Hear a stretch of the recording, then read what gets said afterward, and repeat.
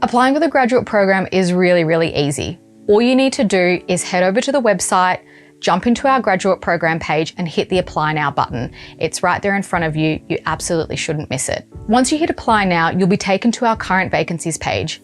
Simply scroll down and find the graduate program and you'll be able to start your application. The application form will ask for some really simple details. It shouldn't take you any longer than 10 to 15 minutes. You'll need to submit a few personal details, your resume, which we really recommend is no longer than 3 pages, your academic transcript, and a 300-word response, which details your motivation for this graduate program and what it is that you want to do when you're here at PM&C. Probably one of our most popular questions and what a lot of candidates want to know is what our application process is like. Our assessment process is broken into 2 stages. You'll have stage 1, which is a suite of online assessments, followed by stage 2, which will be our assessment centre. Our online assessments will include a cognitive ability test, a personality questionnaire, and a one-way pre-recorded video interview.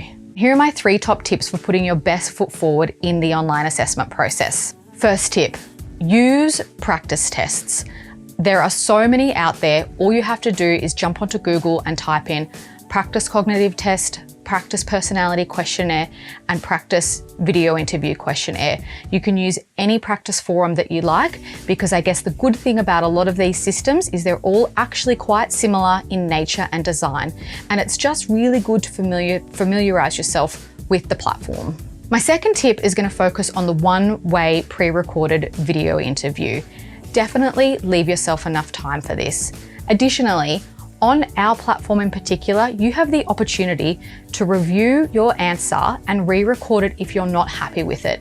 I would really recommend that you do this. We are not out there to try and test you or put you under pressure. We want you to put your best self forward. So use that opportunity that if you're not satisfied with your answer, to stop, have a think about how you would say it again and re-record it. I really recommend that you do that.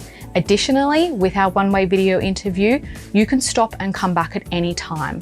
If you answer question 1 and you think, do you know what, I need to take maybe like 15 minutes, maybe even a day, step out and come back when you're ready and you're comfortable, and give yourself enough time and make sure you're in a nice quiet space where you're not going to be too interrupted. My third tip is to leave yourself enough time and to not leave things to the last minute. You will have a minimum of 4 weeks in total to complete our assessments. And let me tell you, it's when people leave things to the last minute that we really see a lot of errors. And some of those common errors are not pressing that final submit button, or not actually having the microphone on during the video interview and we absolutely can't hear anything. And it doesn't give us enough time to help support you through the process if it has been left to the last minute. So I really recommend setting yourself some time in that 4 weeks to complete those so that you can make sure you're not feeling that sort of final pressure push. Here are my top tips for standing out in the assessment centre process. For our interview process, you'll be provided with the interview questions 15 minutes before that interview will take place. I highly recommend that you make sure you're in a nice, quiet, uninterrupted space where you can take the time to review those questions and have a think about how you want to answer those. Always consider the STAR method and absolutely write yourself notes. You are very welcome in our interview to bring yourself a few notes and a few prompts to help you get through that answer. And definitely be authentic. We love seeing your authentic selves come through in that process. Be comfortable, be relaxed, and think of it as more like a two-way conversation as opposed to a formal interview. Another tip I have for the interview process is to use examples outside of university. I think there's a common assumption out there that coming into a graduate program that we want to hear all about your experience at university. But it's not just your experience and your degree at university that makes you who you are. We want to hear about your other life experience. Think about examples that you can draw from that either come from a part-time retail job you had, hospitality, volunteering, working in an organisation, even something that you've done from your family or cultural background. All of that is what makes you who you are, and all of that is what we want to see through this process as well.